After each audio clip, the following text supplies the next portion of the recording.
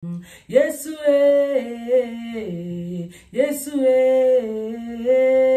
Yesu yo moninga malamu Yesu moninga malamu akosa kate. Shalom peuple de Dieu, na pesi bino mbote na kombo na Yesu bisika nyoso bokuta mitika nzamba lola apambola bino. Bible je bisa biso boye, aimez vos ennemis, priez pour ceux qui vous maltraitent. Yango nde Bible je bisa biso. Bible ebisi biso to linga banguna na biso, to bondela pona batu oyo basala biso mabe. Oyebisa ngai na obondela pona banguna na ngai koma. Muto asalanga mabe na bondela pona ye. Muto abebisa reputation na nga na sambela pona ye. Na linga mutu oyo atonga ngai. Na linga mutu oyo asala nga mabe ngana ke ko linga ye epi na bondela pona ye. Ah non ko sala ngote. Ndeko na nga na ye ko yebisa yo. Yesu yebisi biso to linga bato basala biso mabe. To bonde la pona bango. Moni muto asala ko mabe ndeko nga ko yina ete. Muto abebisa reputation na yo ko yina ete. Muto atonga kayo ko yina ete. Ko zongisa mabe na mabe te. Aya lokola ya salanga mabe nga pe na osala ye mabe. Lokola ya yina nga pe na yina ye. Lokola ya lobisa nga te nga pe na lobisa ete. Wana oza mwana nzambe te. Bible ebisi biso to linga banguna na biso, to bondela pona bango. Yo linga ye, ata pesa ka mbote te. Yo pesa ye mbote. Ata yina yo, yo ko yina ete. Ko yina ete, tika ya mima mikumba na ye moko. Mutu no so ebika sala yo mabe. Abebisa reputation na yo. Akosela yo makambo. Afinga kayo. Atonga kayo. Ndeko nanga. Yo loko yoko yoko sale take mwana nzambe. Yo olinga ye. Otoska maloba nzambe olinga ye. Obondela pona ye. Me loko yoko sale take mwana nzambe. Okeka kosola na mokeli na yo. Ke kosola na nzambe.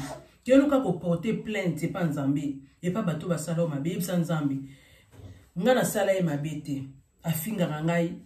Aina ngai. Atonga ngai. Abebisa reputation na nga sans cause. Mais ngai na otosa kama maloba na ndenge olobi to linga banguna na biso to bondela pona bato basala ya biso mabe nga na otosa maloba na yo. Mais au reste nga na ko porter plainte pa na yo. Yo keka ko porter plainte pa nzambe pa bato basala o mabe. Ko kanisa te ke bato basala ya biso mabe na mokili nzamba tika bango ka bongo. Ko kanisa te nzamba futa ka bango te na mabe basala ya biso. Mutu nyoso to asala mabe.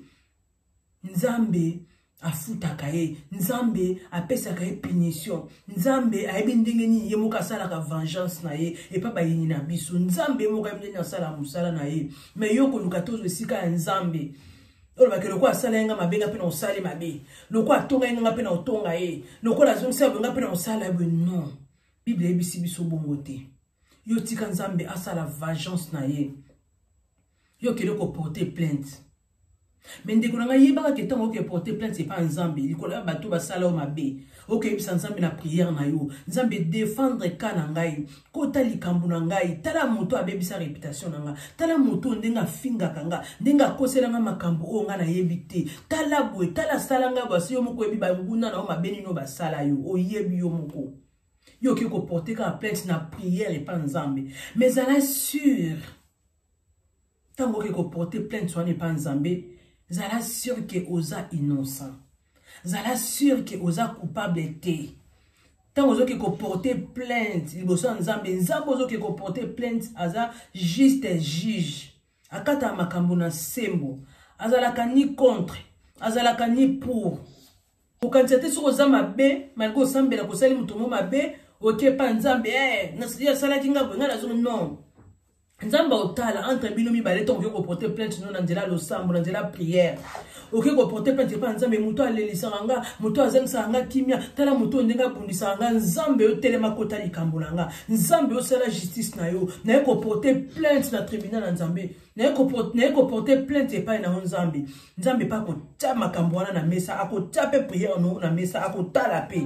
Nzambe pe akotala. Sera ki o mwana nga aye ko loba pa nga. Ndenge ko porter plainte pa nga vraiment aza innocente. Ayebi likambu te. Aza coupable te. soki nzambe atali na bonzambe na ye parce que nzambe aza nzambe asondaka cœur mpe barien na biso toza na esika tokobombama nzambe te ayebi biso malamu koleka biso moko ntango koporte plainte na yo nzambe ntango akotala vraiment amoni ke non aza vraiment innocente likambo vraiment bakizaki ayebi yango te nde moto ayinaka ye vraiment namoni ata cause nini te ayinaka ye nzambe mpe akotala soki amoni vraiment ke oza innocente nzambe akodefendre yo nzambe ayebi ndenge akozwa charge ya banguna na yo mais ezala innocente kozala coupable te mais yeba ke soki oza coupable oza innocent te yobi likambo oki koporte plainte mpona banguna na yo liboso ya nzambe keba plainte wana ebalukela yo moko keba vengeance wana nzambe alingaka pesa na banguna na yo ekoya kozongela yo moko parce que nzambe azomona ke oza coupable yango bakosela yo yango baloba mabe mpona yo parce que omona ke oza coupable keba nzambe amona ke yo nde oloba mabe keba nzambe amona ke yo nde moto osala ndeko wana mabe keba va koporte plainte pa nzambe na mabe oyo bato basala yo mizonga kati na yo tala vraiment est-ce que moto wana ndenge asalanga mabe nga na banda ye te nga nasala ye mabe te c'est alors que ozana accès ya koporte plainte liboso epa na nzambe na mabe oyo bato basala yo c'est alors que nzambe aopesa yo solution nzambe aopesa yo victoire nzambe aokota bitumba na yo linga maboko no ezala pembe ezala makila bato te c'est alors nzambe aopesa victoire nzambe atikaka banguna na biso baleka inaperci te bato nyonso basalaka bato mabe baleka inaperci te bato nyonso basalaka bato mabe babukaka mabe oyo basalaka bato so oloni nguba kozela tobuka masango so oloni masango kozela tobuka madeso oyo okolona yango mpo kobuka tango yo opesa ndeko wana asalaka yo mabe mbote osolisa ye ozobondela mpo na ye yebaki ozokotia makala moto likolo ya motu ya ndeko wana ozotia makala moto komimona teke naza bamona ngai yuma ye moto asalinga mabebo yenaki opesa mbote ye moto asalinga mabebo nalinga ye nakoka na ngai te nga mpe naso osalinga mabe nga mpe nazongiselo mabe nozela yanga vagence ya nzambe te ndeko na nga naye koyebisa yo ozela vagence ya nzambe tika nzambe adefendre yo tika nzambe akota likambo na yo yo linga banguna na yo koyina ye te parce que moto ayinaka aomona nzambe te koyina ye te linga ye mais yo porte plainte nzambe nga osala nanga vagence te nzambe nga na oloba nanga te nayeka koporte plainte mpa bato basala nga mabe c'est alors que nzambe otelema aobundela yo mpo apesi yo elonga mais soki omoki obundela makasi na yo ndeko nanga okoeshue vagence na biso bato ezala nango kitoko te mais vagence ya nzambe ndeko nanga osepela na vagence ya nzambe obima na oyuma te atolingi banguna na yo ata ozobondela mpona bango ntango ozobondela mpona bango ntango ozolinga bango ntango ozopesa ye mbote oyebi kasala yo mabe nzambe alola ntango omona yebaki faveur ya nzambe ezala likolo na yo yebaki banguna na yo na mbote ozopesa bango na bapriere ozotia bango makala moto otia likolo ya mitu na bango ntango nzambe atelemaka banguna bakweyaka banguna basukaka mabe tolinga banguna na biso tolinga bayini na biso tosembela mpona bato basala na biso mabe toyina bango te toporte ka plainte na tribunal na nzambe totika nzambe moko asala mosala na ye vagence ya nzambe eleki ya biso ya bato ya mokili vagence ya nzambe eleki ya biso ya bato ya mokili yango eza message nga nayaki topartage na ndeko mo azolelalela nga mpena mabe moto asalanga te kosuka boye te ya komona mpenza nga na kosala oyo asala yenge eza moke akomona onga na kozongisela ye wana oza mwana nzambe te wana oza mwana nzambe te tika nzambe asala vagence na ye tika nzambe adefendre yo porte ka plainte na tribunal na nzambe kende kolela nzambe na nzela losambo kende koporte plainte na bato balelisaka yo na bato bazangisaka yo kimia na bato oyo batongaka yo bakoselaka yo makambo oyo oyebi te nzambe atelema akota likambo na yo